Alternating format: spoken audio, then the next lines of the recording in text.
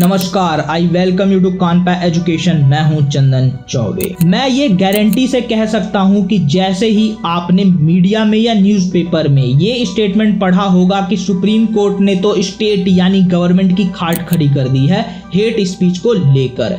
क्या फटकारा है supreme court ने गवर्नमेंट्स को, उनकी रिस्पॉन्सिबिलिटी याद दिलाने के लिए उनको इम्पोर्टेंट यानी नपुंसक तक कह दिया। और फिर इस स्टेटमेंट ने तो आपकी खुशी में ही चार चांद लगा दिए होंगे और आपने अब तक ये विश्वास भी कर ही लिया होगा कि हाँ, पॉलिटिशियंस ही हैं जो रिलीजन का यूज करके हेट स्पीच को बढ़ावा देते हैं। बिल्कुल सही, सुप्रीम कोर्ट ने बिल्कुल सही कहा है और हम इससे 100% एग्री होते हैं। और अगर पॉलिटिशियंस ने रिलीजन को यूज करना छोड़ दिया तो हेट स्पीच भी ऑटोमेटिकली बंद हो जाएगी। क्या कहते हैं आप लोग? क्या वाकई सिर्फ और सिर्फ पॉलिटिशियंस ही रिस्पॉन्सिबल हैं क्या हेट स्पीच के लिए, या फिर इसमें कहीं ना कहीं हमारे देश की जुडिशरी का भी हाथ है?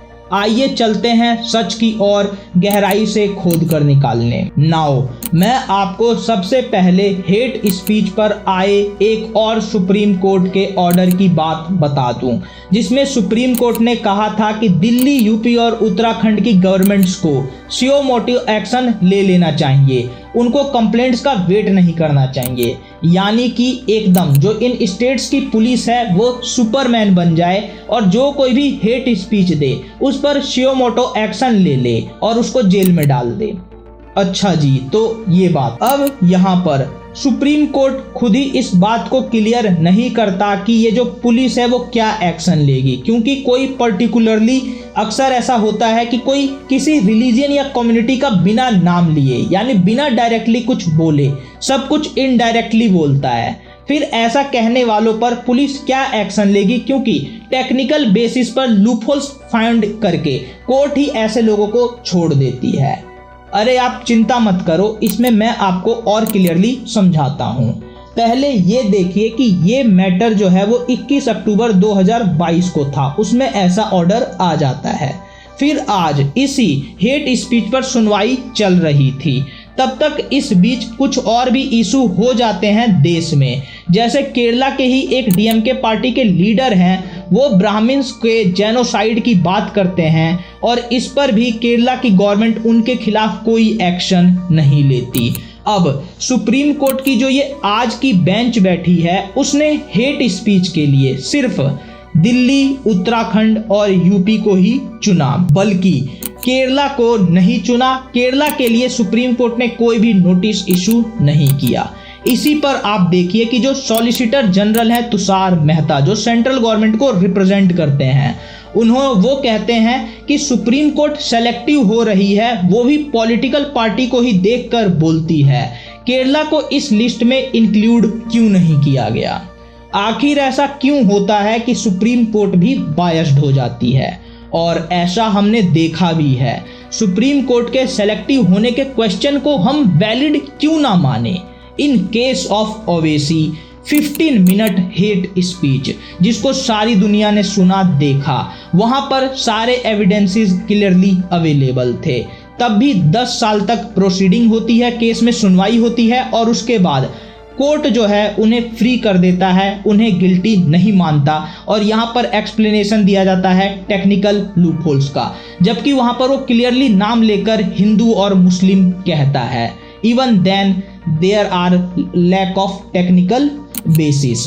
तो यहाँ पर आप देखिए, जबकि राहुल गांधी को अभी मोदी कम्युनिटी के ऊपर ऐसा बोलने के लिए 2 साल की सजा मिल गई है। तो is there any logic in it?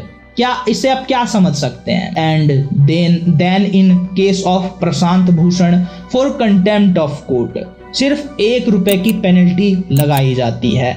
वहीं दूसरी ओर अभी जस्ट एक वकील है, उसने सिर्फ एक वुमन जज को भस्मासुर कह दिया था, उसने पूरी जुडिशरी को या पूरे डिस्ट्रिक्ट कोर्ट को कुछ भी नहीं कहा था। प्रशांत भूषण की तरह वो भी एक वकीली है, लेकिन इंडिविजुअल जज को उसने कहा, जबकि प्रशांत भूषण पूरी सुप्रीम कोर्ट को जो कहना था उसने कहा। उसने किसी पर्टिकुलर जज को ना कह करके पूरे सुप्रीम कोर्ट के ही एक तरीके से इंसल्ट की। उसके बावजूद भी उस पर ₹1 की पेनल्टी और इस वकील पर ₹10,000 का सिर्फ बॉन्ड वो भी बेल के लिए, और इसको भी सजा भी अलग से मिलनी है।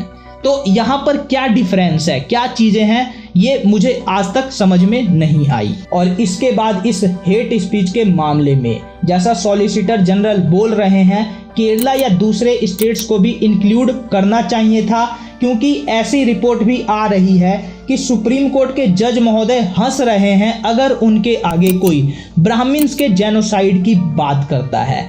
Is this not selectiveness? और आप चौंक जाएंगे ये जान करके कि जस्टिस जोसेफ जो हैं वो कोर्ट में बैठे बैठे हंस रहे थे जब ब्राह्मण जेनोसाइड की बात तुषार मेहता जो सॉलिसिटर जनरल हैं वो कह रहे थे।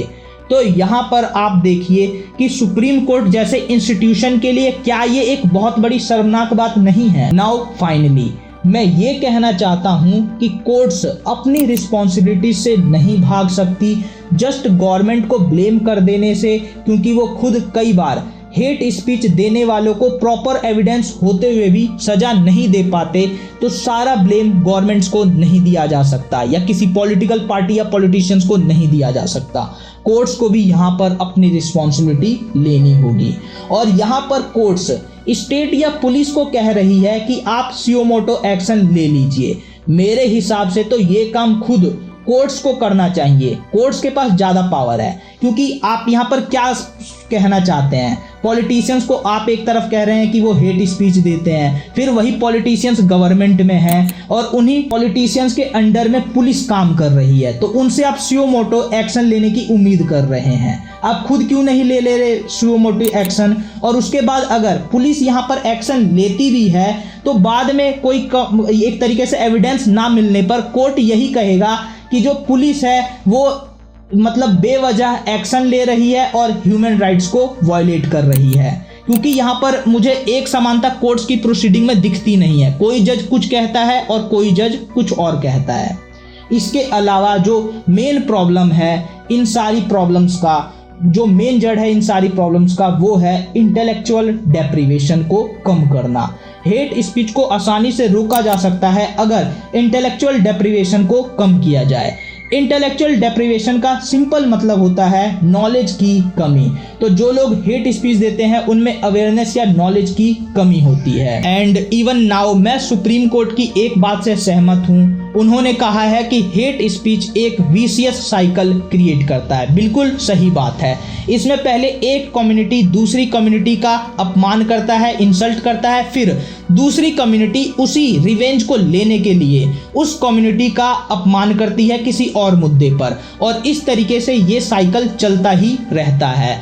तो यहाँ पर जुडिशियरी और गवर्नमेंट दोनों को ही प्रोएक्टिव होना पड़ेगा, बिना सेलेक्टिव हुए होकर काम करना पड़ेगा, और जो भी ये प्रॉब्लम्स क्रिएट कर रहा है उसको पनिश करना पड़ेगा।